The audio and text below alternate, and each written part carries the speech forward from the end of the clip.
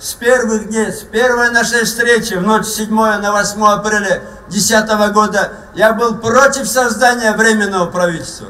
Я был против того, чтобы так спешно меняли Конституцию. Потому что парламент был готов избрать Отунбаеву спикером. И тогда она автоматически становилась исполняющим обязанности президента. И мы могли пойти легитимным путем. И возможно, этот путь был бы менее кровавый. Мне по-человечески понятен лишь страх Временного правительства и Отунбаева, что под видом внесения изменений в Конституции Атамбаев собирается продлить себе полномочия. Потому что такой фокус был сделан на референдуме 2010 года. Каждый судит по себе.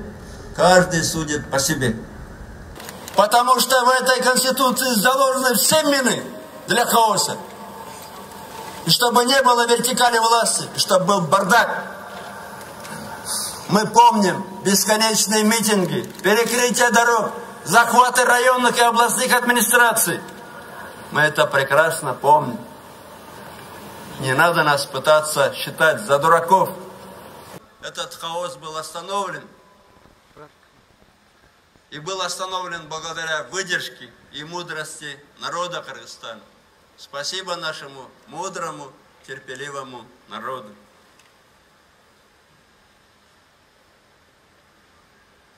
Урматтуу менин мекендештерим, айланайын кыргыз эл. Эмнеге мен